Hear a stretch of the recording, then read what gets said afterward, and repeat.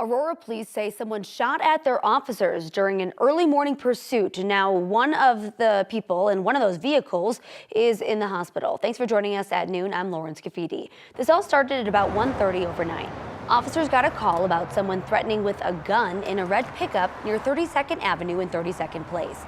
Police say officers found it heading east on Colfax, then onto 225. That's when a white truck got into the officer's way of getting to the red pickup. APD says a person or people in the white truck started throwing stuff out of the window as well as firing shots at the officers. They made their way to southbound 25.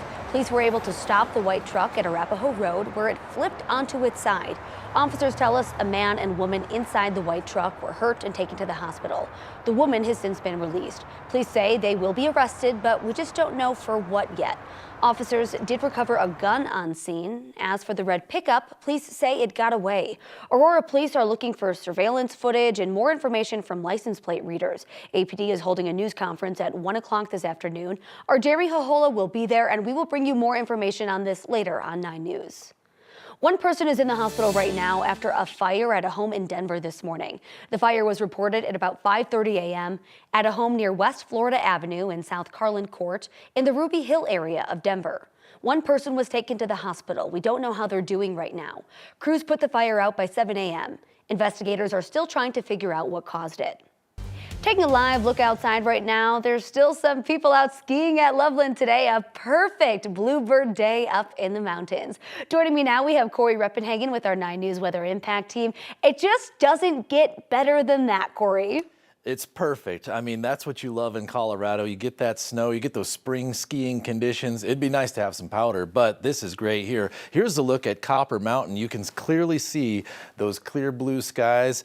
A lot of the skiers and riders like to call that a bluebird day. That's what we got out there across Colorado ski country.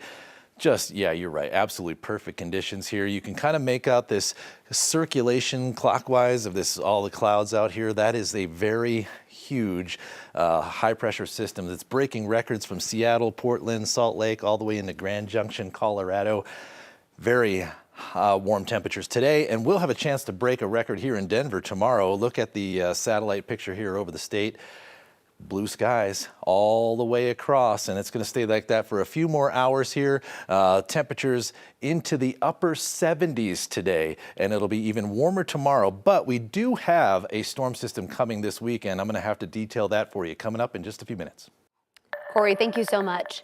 Colorado Springs Police and the El Paso County Sheriff's Office are trying to find suspects in a string of armed robberies. They happened at 5 convenience stores across the Colorado Springs area early Tuesday morning, all within just hours of each other. Fortunately, no one was hurt in any of them. Deputies and officers believe 3 suspects are connected to all of these robberies. They hope surveillance video at the stores will help track them down.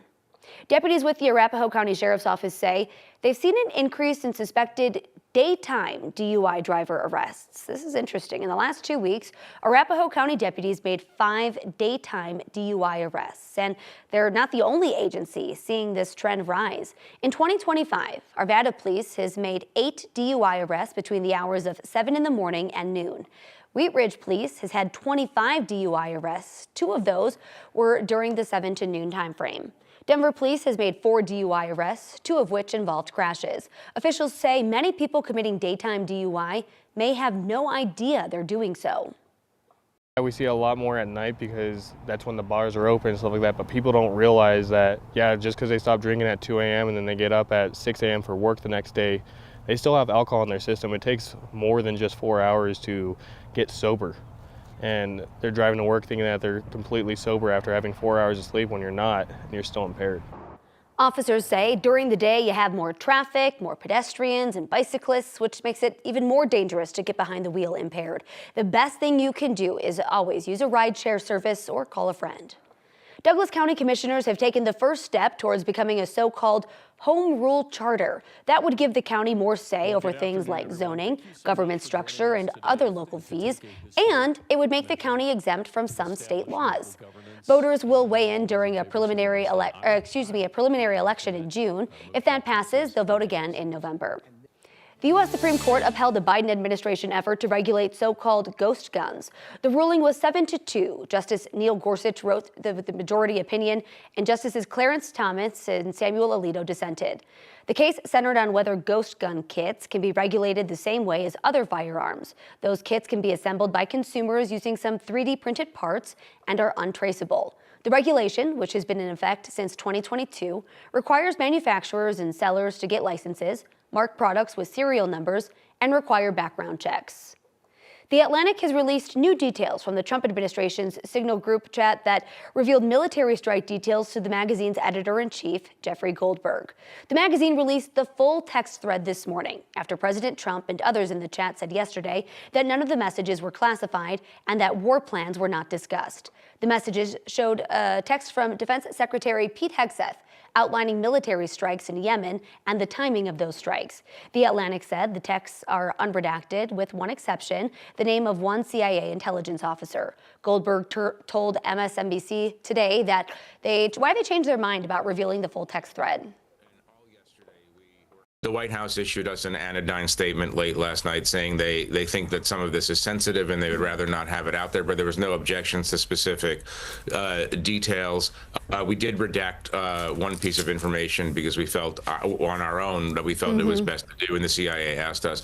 But, you know, at a certain point, the administration is saying that there's nothing classified or secret or sensitive in these. So at a certain point, I just felt, you know, let our readers decide for themselves. White House Press Secretary Caroline Leavitt responded to the new article, calling it a hoax.